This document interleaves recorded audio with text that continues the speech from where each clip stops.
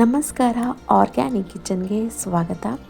ಇವತ್ತು ನಾನು ಮಾಡ್ತಾ ಇರುವಂಥ ರೆಸಿಪಿ ಮಧ್ಯಾಹ್ನದ ಊಟಕ್ಕೆ ರೊಟ್ಟಿ ಜೊತೆಗೆ ತುಪ್ಪದ ಹೀರೆಕಾಯಿಯ ಪಲ್ಯ ಮಾಡ್ಕೊಳ್ತಾ ಇದ್ದೀನಿ. ಇದು ತುಂಬಾ ರೇರಾಗಿ ಸಿಗುತ್ತೆ, ಆದರೆ ತುಂಬಾ ಟೇಸ್ಟಿಯಾಗಿರುತ್ತೆ. ತುಪ್ಪದ ಹೀರೆಕಾಯಿ ಅಥವಾ ಇಂಗ್ಲೀಷ್ನಲ್ಲಿ ಇದನ್ನು ಸ್ಪಾಂಜ್ ಗಾರ್ಡ್ ಅಂತಲೂ ಸಹ ಕರೀತಾರೆ. ಈ ರೀತಿ ಇದರ ಮೇಲಿನ ಸಿಪ್ಪೆನ ತೆಗಿಬೇಕು. ಆನಂತರ ಈ ರೀತಿ ಮಧ್ಯೆ ಕಟ್ ಮಾಡಿ ಸಣ್ಣ ಕಟ್ ಮಾಡಿಕೊಂಡು ಇದನ್ನು ಪಲ್ಯದ ರೀತಿಯಲ್ಲಿ ಮಾಡ್ಕೊಳ್ಬಹುದು. ಈ ಹೀರೆಕಾಯಿನಲ್ಲಿ ಹೆಚ್ಚಿನ ಫೈಬರ್, ವಿಟಮಿನ್ಸ್ ಎ, ಸಿ ಹಾಗೆಯೇ B5 ಹಾಗೆಯೇ ಲೋ ಕ್ಯಾಲೋರಿ ಹೈ ಫೈಬರ್ ಆಗಿರೋದ್ರಿಂದ ವೆಯ್ಟ್ ಲಾಸ್ ಮಾಡಲಿಕ್ಕೆ ಈ ತರಕಾರಿ ತುಂಬಾ ಹೆಲ್ಪ್ ಮಾಡುತ್ತೆ. ಹಾಗಾಗಿ ಈ ತರಕಾರಿ ಎಲ್ಲಾದರೂ ಸಿಕ್ಕಿದ್ರೆ ಮಿಸ್ ಮಾಡದೆ ತೊಗೊಂಡು ಬಂದು ಈ ರೀತಿ ಒಂದು ಪಲ್ಯನ ಟ್ರೈ ಮಾಡಿ. ತುಂಬಾ ಈಸಿಯಾಗಿ ಮಾಡ್ಕೊಳ್ಬೋದು. ಒಂದು 10 ನಿಮಿಷಕ್ಕೆ ಈ ಪಲ್ಯ ರೆಡಿ ಆಗುತ್ತೆ. 2ರಿಂದ 3 ಸ್ಪೂನ್ ಆಗುವಷ್ಟು ಎಣ್ಣೆ ಹಾಕ್ಕೊಂಡು ಒಗ್ಗರಣೆಗೆ ಸಾಸಿವೆ, ಜೀರಿಗೆ, ಅರಿಶಿನ ಹಾಗೆಯೇ ಒಂದು 4ರಿಂದ 5 ಬೆಳ್ಳುಳ್ಳಿ ಹಾಗೆಯೇ ಸ್ವಲ್ಪ ಶುಂಠಿ ಜಜ್ಜಿ ಹಾಕ್ಕೊಳ್ಬೇಕು. ಅಷ್ಟೇ, ಇದರಲ್ಲಿ ಹೆಚ್ಚಿನ ಯಾವುದೇ ಮಸಾಲೆ ಪದಾರ್ಥ ಹಾಕೋ ಅವಶ್ಯಕತೆ ಇಲ್ಲ. ಶುಂಠಿ ಬೆಳ್ಳುಳ್ಳಿ ಜಜ್ಜಿರುವಂಥದ್ದು, ಈರುಳ್ಳಿ, ಟೊಮ್ಯಾಟೊ ಹಾಗೆಯೇ ಸ್ವಲ್ಪ ಸ್ಪೈಸಸ್ನ ಹಾಕ್ಕೊಂಡ್ರೆ ಆಯಿತು. ಶುಂಠಿ ಬೆಳ್ಳುಳ್ಳಿ ಸ್ವಲ್ಪ ಕೆಂಪಗಾಗೋವರೆಗೂ ಹುರ್ಕೊಂಡು ಇದಕ್ಕೆ 2 ಸಣ್ಣಕ್ಕೆ ಕಟ್ ಮಾಡಿ ಇಟ್ಕೊಂಡಿರುವಂತಹ ಈರುಳ್ಳಿನ ಹಾಕ್ಕೊಳ್ತಾ ಇದ್ದೀನಿ. 2ರಿಂದ 3 ನಿಮಿಷ ಕಂದು ಬಣ್ಣ ಬರೋವರೆಗೂ ಈರುಳ್ಳಿನ ಫ್ರೈ ಮಾಡ್ಕೊಂಡಾದ್ಮೇಲೆ 2 ಸಣ್ಣಕ್ಕೆ ಕಟ್ ಮಾಡಿ ಇಟ್ಕೊಂಡಿರುವಂತಹ ಟೊಮ್ಯಾಟೊನ ಸಹ ಹಾಕ್ಕೊಳ್ತಾ ಇದ್ದೀನಿ. ಇದಕ್ಕೆ ಯಾವುದೇ ರುಬ್ಬಿರುವಂತಹ ಮಸಾಲೆಯ ಅವಶ್ಯಕತೆ ಇಲ್ಲ. ಸ್ವಲ್ಪ ಶುಂಠಿ ಬೆಳ್ಳುಳ್ಳಿ ಹಾಕ್ಕೊಂಡ್ರೆ ಅದೇ ನಮಗೆ ಹೆಚ್ಚಿನ ಟೇಸ್ಟ್ ಕೊಡುತ್ತೆ. ಸೇಮ್ ಇದು ಹೀರೆಕಾಯಿ ಥರನೇ ಇರುತ್ತೆ, ಆದರೆ ಇದು ಅದಕ್ಕಿಂತಲೂ ತುಂಬಾ ಟೇಸ್ಟ್ ಕೊಡುವಂತಹ ಕಾಯಿ. ಇದು ಸೇಮ್ ತುಪ್ಪದ ರೀತಿಯಲ್ಲೇ ಟೇಸ್ಟ್ ಕೊಡುತ್ತೆ. ನಾನು ಈ ಕಾಯಿಯ ಜೊತೆಗೆ ನೆನೆಸಿಟ್ಟಿರುವಂತಹ ಕಡಲೆಕಾಳನ್ನು ಹಾಕಿ ಮಾಡ್ಕೊಳ್ತಾ ಇದ್ದೀನಿ. ಹಾಗೇನೂ ಸಹ ಮಾಡ್ಕೊಳ್ಬಹುದು, ಆದರೆ ಕಡಲೆಕಾಳು ಅಥವಾ ಆಲೂಗಡ್ಡೆ ಹಾಕೊಳ್ಳೋದ್ರಿಂದ ಇನ್ನೂ ಹೆಚ್ಚಿನ ಟೇಸ್ಟ್ ಕೊಡುತ್ತೆ. ಇವತ್ತು ಬೆಳಗ್ಗೆ ಮಾಡ್ಕೊಳ್ತೀವಿ ಅಂದರೆ ರಾತ್ರಿನೇ ಸ್ವಲ್ಪ ಕಡಲೆಕಾಳನ್ನ ನೆನೆಸಿ ಇಟ್ಕೊಂಡ್ರೆ ಆಗುತ್ತೆ.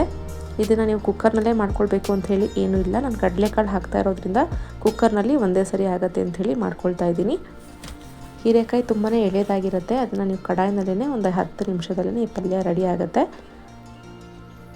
ಈ ಕಡಲೆಕಾಳನ್ನ ಸಹ ಹಾಕಿ ಒಂದು 5 ನಿಮಿಷ ಈರುಳ್ಳಿ ಟೊಮ್ಯಾಟೊನ ಜೊತೆಗೆ ಸ್ವಲ್ಪ ಫ್ರೈ ಮಾಡಿಕೊಂಡು ಉಪ್ಪನ್ನು ಹಾಕ್ಕೊಳ್ಬೇಕು. ಒಂದು 5 ನಿಮಿಷ ಇದು ಚೆನ್ನಾಗಿ ಫ್ರೈ ಆದಮೇಲೆ ನಾನಿಲ್ಲಿ ಸ್ಪೈಸಸ್ನ ಆ್ಯಡ್ ಮಾಡ್ಕೊಳ್ತಾ ಇದ್ದೀನಿ. ಒಂದು ಅರ್ಧ ಸ್ಪೂನ್ ಆಗುವಷ್ಟು ಚಿಲ್ಲಿ ಪೌಡರ್, ಅರ್ಧ ಸ್ಪೂನ್ ಆಗುವಷ್ಟು ಧನಿಯಾ ಪೌಡರ್. ಇದಿಷ್ಟು ಹಾಕ್ಕೊಂಡ್ರೆ ಸಾಕು, ಬೇರೆ ಏನೂ ಅವಶ್ಯಕತೆ ಇಲ್ಲ ಇಲ್ಲಿ.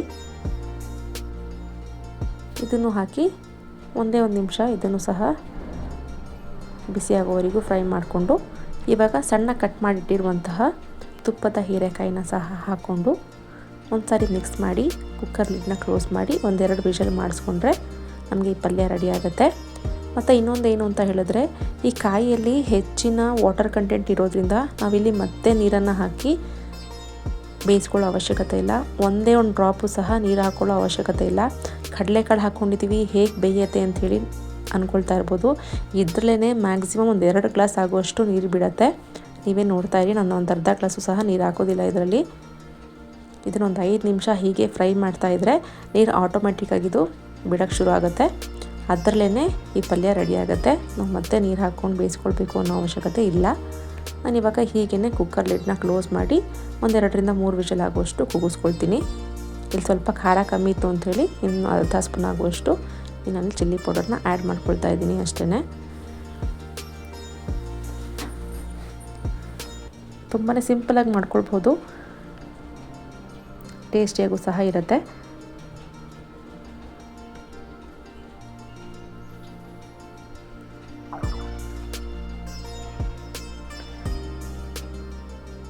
ಇವಾಗ ಇದೆಲ್ಲ ಚೆನ್ನಾಗಿ ಮಿಕ್ಸ್ ಆಗಿದೆ. ನಾನು ಕುಕ್ಕರ್ ಲಿಡ್ನ ಕ್ಲೋಸ್ ಮಾಡಿ ಒಂದು 3 ವಿಷಲ್ ಆಗುವಷ್ಟು ಇದನ್ನು ಕೂಗಿಸ್ಕೊಳ್ತೀನಿ.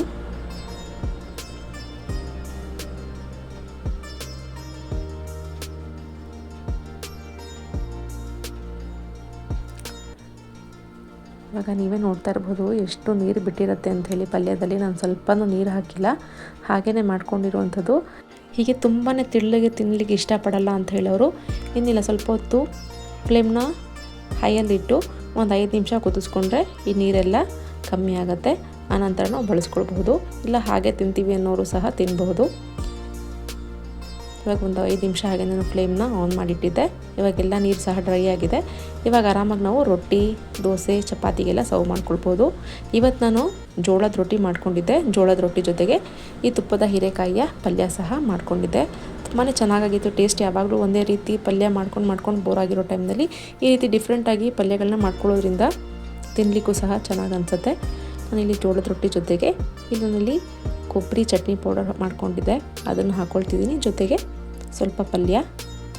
ಇಲ್ಲ ಟ್ರಾವೆಲಿಂಗ್ ಹೋಗೋ ಟೈಮ್ನಲ್ಲಿ ಈ ರೀತಿ ಜೋಳದ ರೊಟ್ಟಿ, ಚಟ್ನಿ ಪುಡಿಗಳು, ಒಂದು ಪಲ್ಯ ತೊಗೊಂಡು ಹೋಯ್ತು ಅಂತ ಹೇಳಿದ್ರೆ ಎಲ್ಲಾದರೂ ಔಟಿಂಗ್ನಲ್ಲಿ ಚೆನ್ನಾಗಿರುತ್ತೆ.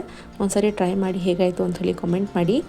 ನನ್ನ ಈ ಚಾನಲ್ನ ಯಾರೆಲ್ಲ ಸಬ್ಸ್ಕ್ರೈಬ್ ಮಾಡ್ಕೊಂಡಿಲ್ವೋ ಪ್ಲೀಸ್ ಸಬ್ಸ್ಕ್ರೈಬ್ ಮಾಡ್ಕೊಳ್ಳಿ. ಈ ವಿಡಿಯೋಸ್ನ ನಿಮ್ಮ ಫ್ರೆಂಡ್ಸ್ ಆ್ಯಂಡ್ ಫ್ಯಾಮಿಲೀಸ್ಗೂ ಕೂಡ ಶೇರ್ ಮಾಡಿ. ಲೈಕ್ ಹಾಗೂ ಕಮೆಂಟ್ ಮಾಡೋದನ್ನು ಮರಿಬೇಡಿ. Thank you. ಮುಂದಿನ ವಿಡಿಯೋ ಜೊತೆಗೆ ಮತ್ತೆ ಸಿಗ್ತೀನಿ.